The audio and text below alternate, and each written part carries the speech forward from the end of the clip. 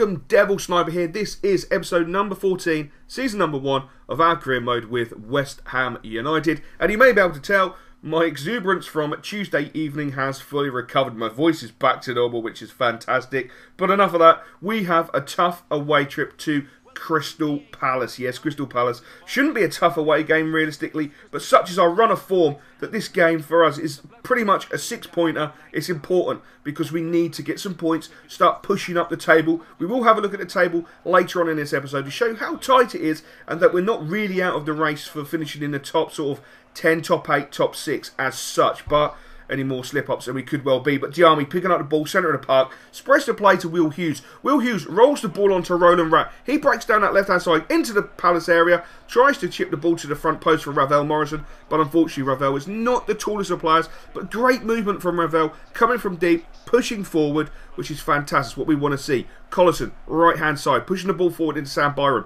who has been a revelation this season. He knocks it inside to Vastay, who's played so well, into Samras. Samras spots the run by Hughes. Hughes on his left foot, puts the ball into the centre of the box. Unfortunately, no one there, and the linesman has flagged for offside.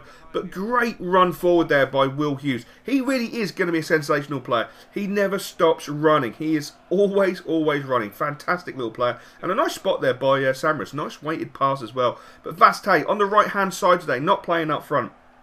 Bringing the ball back into Byram.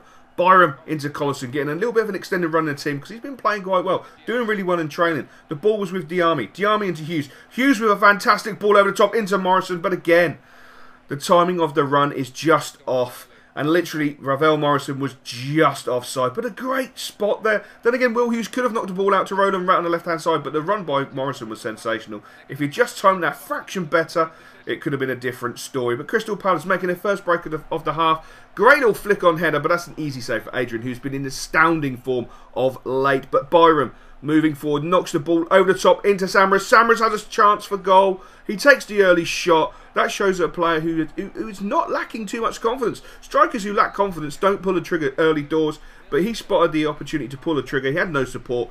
He fired it away, and unfortunately it did not go in the back of the net. So the half-time score is Crystal Palace 0, West Ham United 0. Not what we really want. We do need these 3 points. They are very important, to be honest. And Paz have proven to be a very hard opponent to break down. Our runs haven't been timed greatly, but a great ball there from Diarmi into Hughes. And a great ball in by Hughes. And Morrison is in the box. We really want Samras to be there, but he squares it to Collison. A great shot and save there. Collison following up. But Samras really needs to be pushing forward into the positions where Ravel Morrison is. It seems like Ravel Morrison is dropping off and Samras is dropping off and Ravel Morrison is pushing forward, which is great play. But when you have crosses, you really want the big man in there, to be honest.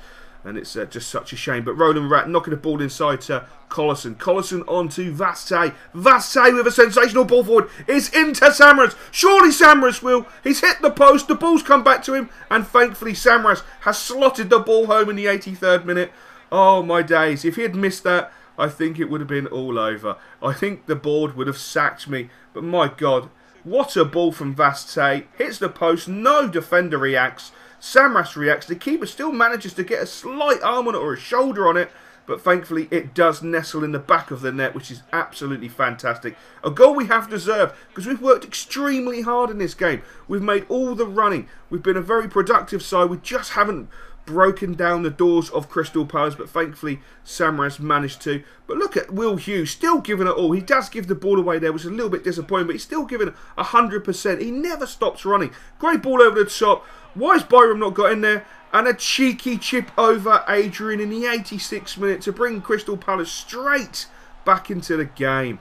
Unbelievable. What a deft touch on that chip over Adrian. I'm going to have a look at the replay because I think Adrian could be at fault for this goal.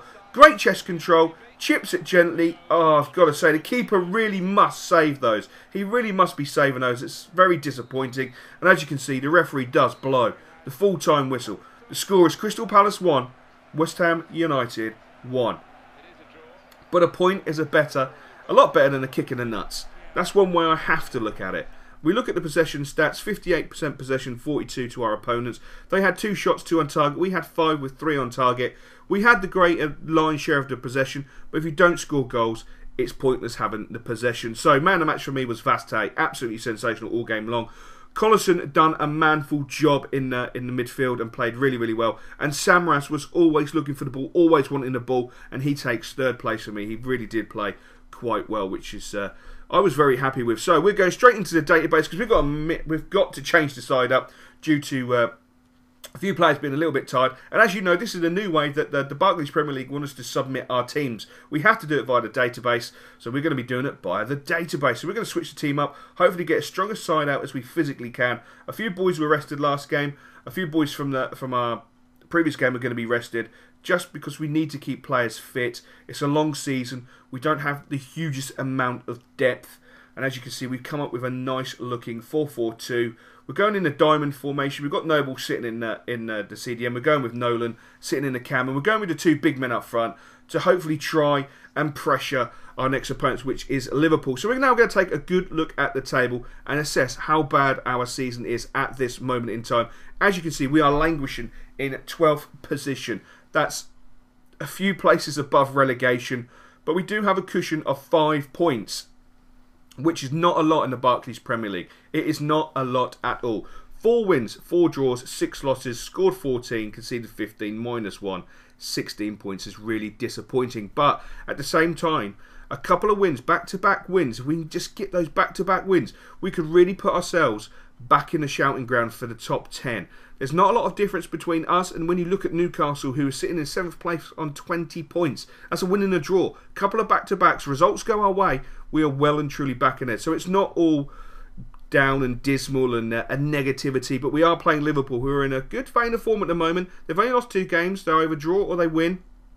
United at the top and City followed by second. United only have lost 1 game all season. We do have them coming up. I believe that will be in the next episode. We have Manchester United. A game I don't think we're all going to be looking forward to because, as you saw from their record, they're in sensational form.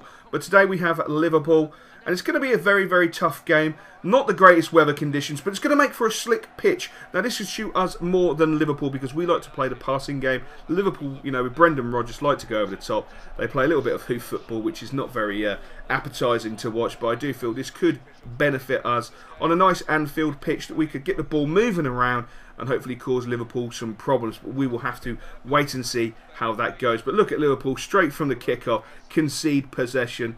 But the referee does award them a free kick, which I do feel is a little bit harsh. There was nothing in that challenge whatsoever, and I just think it's the referee being a little bit of a prick in my honest opinion. But Coutinho with the early door shot, poor defending yet again. Aspas puts the ball wide. That was really a sitter. Should have been a gift of a goal for Liverpool, and again, it's a gift of a goal that would have been given to him by us. But Nolan picking up the ball from deep, playing a magnificent ball through to Downing. But Downing is not committed enough with the challenge on the centre-back to get round him and go and score the goal, which is really, really disappointing.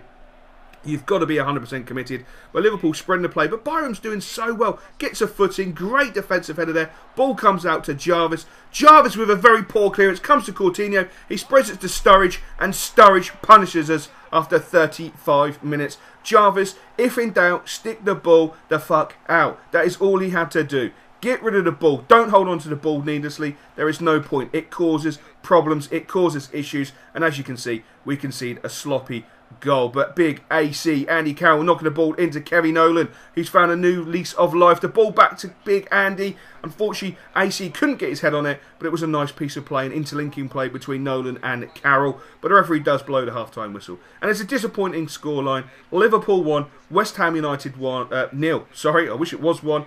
But unfortunately, it's not. It's nil. It's been a very dogged game. Both teams have been evenly matched. Liverpool, as normal, they have taken their chance. Obviously, it was a gift by Matty Jarvis, who I will be having words with. He's just got to get rid of the ball. I know he plays left midfield. He's not a left back, and he was doing a job, but he's got to learn to get rid. Nolan with a great ball in. A fantastic header from Carroll, but it's just over the bar. A fantastic opportunity. The experience of Nolan is just sensational. That cross was just absolutely perfect, and unfortunately either side of the goalkeeper, it's an equaliser, but Carroll heads it straight at the keeper, which is very disappointing. But Kevin Nolan again, inspirational, picking up the ball in the counter position, spreads the play to Matty Jarvis. Jarvis with a great ball in, and Nolan going with a diving header. Unfortunately, the Liverpool defender does manage to clear the ball, but Samras picking the ball up, been quiet this game. Knocks the beautiful ball into Matty Jarvis. Jarvis with a cross to the back post, and again Liverpool Toure with the header, and they managed to clear the ball. They're riding their luck a little bit. We're really coming into the game, really applying pressure. Sorensen breaking through. Fantastic play. Feeds the ball into Samaras. Samaras surely breaking into the Liverpool box. And he's missed an absolute golden opportunity. Not sure why the camera went to Andy Carroll. He was showing his disgust. But Samaras breaking through.